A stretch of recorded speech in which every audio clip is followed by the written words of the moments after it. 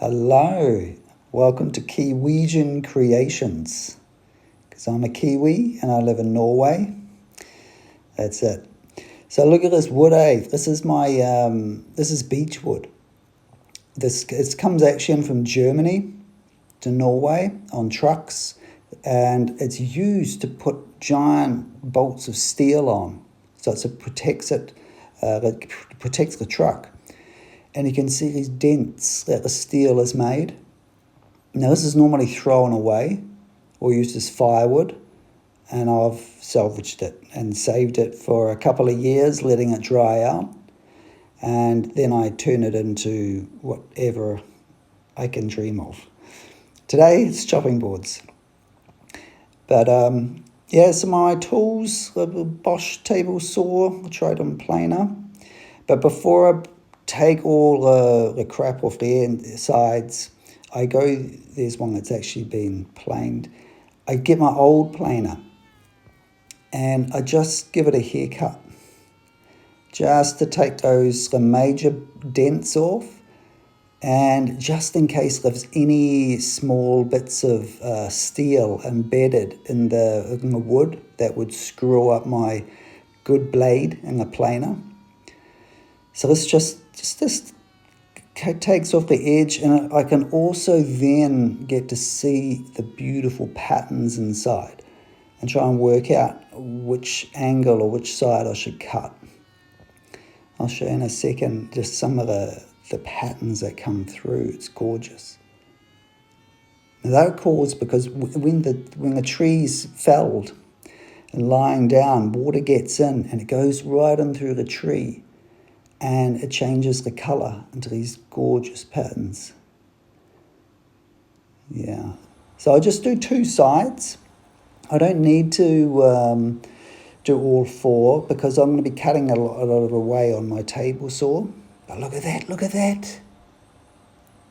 Oh, it's gorgeous. I usually do this. I usually get about this far, and then I just have to stop for a couple of days and think, what am I going to do with this wood? Because I get some of these blocks and they're identical. They must have been from the same tree or branch or whatever. And you can make a much bigger piece, So I'm action shot of me. There's me. I just do a 90-degree angle. And that's so when I can run it through my table saw, I get straight cuts. But I've totally forgot to film me cutting the boards. But this is what I ended up with. All these long blocks. Look at that. And so at this stage, you can see there's some bird marks from the saw.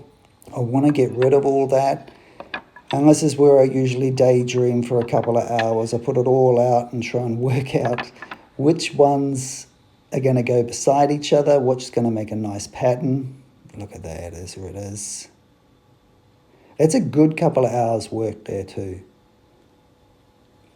It's still pretty rough. It's right 90-degree angles, but it needs still a lot of sanding, a lot of going through the planer again. But now I'm going to glue what I think is good combinations, clamping it up overnight, come back in the morning, and then run it through this planer with my mates. I don't have any flash tools though. Probably that Triton joiner is probably the flashest one I've got. But my table saw, 10 years old, that one's about 100. Yeah, and look, and the one on the front, that's gone through the planer. The one at the back, that's got to go through. So I normally chip away the glue before it goes in. I've saved you like 5 hours of sanding. It's just chuck a podcast on and listen to anything. But look at that. Gonna wet the wood in between each grade of sandpaper, and all the fibres come up, so the water brings up the fibre. You sand them off, and you just get a glimpse then of what the colours are going to be.